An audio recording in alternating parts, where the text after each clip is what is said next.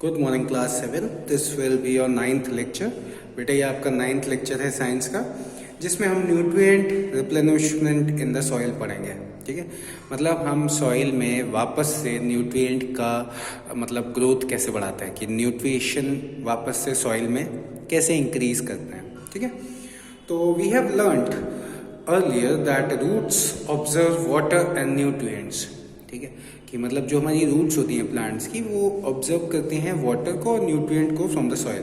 ठीक है, mainly nitrogen from the soil and transfer it to other part of the plant. ठीक है, और उसके ऊपर से वो ट्रांसफर करते हैं उसको बाकी के पार्ट्स में प्लांट के। ठीक है, the farmer continue cultivating crops year after year in their field because of this amount of nutrient goes on declining in the soil. तो होता क्या है कि मतलब लगातार आप क्रॉपिंग करते जा रहे हो सेम फील्ड में। ठीक है, लगातार आप कल्टीवेशन करते जा रहे हो, मतलब क्रॉप्स ग्रो करते जा रहे हो फील्ड में, तो कहीं ना कहीं न्यूट्रिशन तो ख़त्म होंगे ना बेटा, है ना। तो ऐसे में न्यूट्रिशन ख़त्म हो जाने के बाद उन्हें वापस से रिप्लेनिश या रिन्यू कैसे करते हैं, मतलब वापस से सॉइल में कैसे इंक्रीज करते हैं न्यूट्रिएंट का लेवल। ठीक है, तो slowly over a period of time the soil will become deficient in that nutrient. तो सॉइल में न्यूट्रिएंट खत्म हो जाएंगे।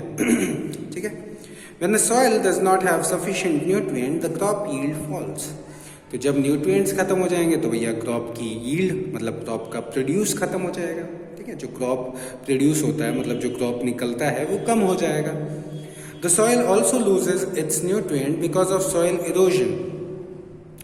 तो कभी कभार सॉइल इरोजन भी होता है। सॉइल इरोजन बेटा आपने पहले की क्लासेस में पढ़ा होगा, जिसमें जो हमारा फर्टाइल सॉइल है वो इरोड हो जाता है। इरोड हो जाता है मतलब मिसप्लेस हो जाता है, इधर से उधर हवा से पानी से डिस्प्लेस हो जाता है, तो उसको हम सॉइल इरोजन की कैटेगरी में रखते हैं। तो सॉइल इरोजन की वजह से भी आपका न्यूट्रिएंट का जो क्वालिटी है वो गिर जाता है। ठीक है, क्वांटिटी गिर जाता है।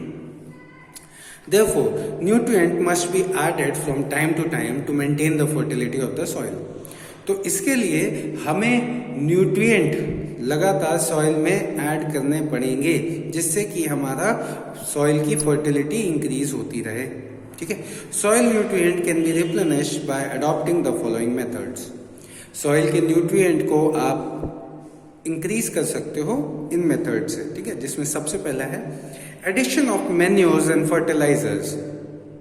ठीक है, तो हम क्या करें, सॉइल में मैन्योर ऐड करते हैं या फिर फर्टिलाइजर ऐड करते हैं, तो उससे क्या होगा, हमारा सॉइल में न्यूट्रिएंट का लेवल इंक्रीज हो जाएगा। ठीक है, तो manures are obtained by decomposition of animal waste and plant residues as they are rich in essential nutrients and humus. तो अगर हम एनिमल वेस्ट और प्लांट का रेसिड्यू मतलब लेफ्ट ओवर, जो after dead and decaying leaves होती है ना, जो लीव्स गिर जाती हैं, है ना, जो लकड़ियां गिर जाती हैं, उनकी हेल्प से हम बनाते हैं मैन्योर। ठीक है, cattle dung and slurry from biogas plant are mostly used by farmers.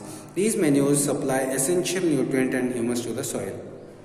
ठीक है, तो ये जो आपका डिकम्पोजिशन वाला जो हमारा मैन्योर निकला, ये हमारा एसेंशियल न्यूट्रिएंट मतलब जो डिमांड में है न्यूट्रिएंट, वो सॉइल को प्रोवाइड करते हैं।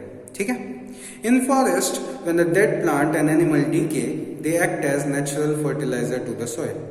ठीक है, तो फॉरेस्ट में जब डेड प्लांट और एनिमल मर जाते हैं, ठीक है, मतलब प्लांट्स मर जाते हैं, एनिमल मर जाते हैं, तो वो सॉइल में अपने आप से मिक्स हो जाते हैं और कहीं ना कहीं सॉइल को फर्टाइल बनाते हैं। ठीक है, बट इन एग्रीकल्चरल फील्ड्स मतलब जहाँ पे हम ग्रोथ करते हैं, क्रॉप ग्रो करते हैं, the farmers add artificial fertiliser to the soil.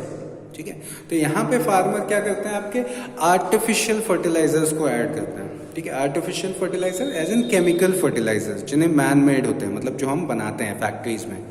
ठीक है, to provide nutrient to the crop. Fertilisers rich in nitrogen, phosphorus and potassium are added in the field depending on the requirement of crop and the soil. ठीक ठीक है। तो हम वो fertilisers बनाते हैं जिनमें या तो नाइट्रोजन ज़्यादा होती है या फॉस्फोरस ज़्यादा होती है या पोटेशियम ज़्यादा होता है।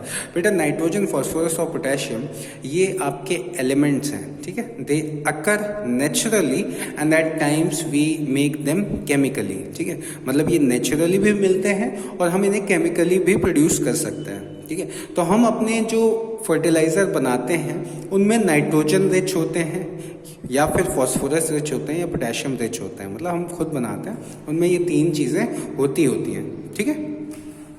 Fertilizers used by farmers are urea, potassium nitrate, super phosphate, ammophos and potassium sulphate. तो बेटा ये नाम है आपके फर्टिलाइजर्स के, इन्हें याद कर लीजिएगा, दे आर प्रीटी इंपॉर्टेंट, ठीक है। तो इस लेक्चर में बेटा आपका बस इतना ही। नेक्स्ट लेक्चर में हम एडिशन ऑफ कंपोस्ट के बारे में पढ़ेंगे।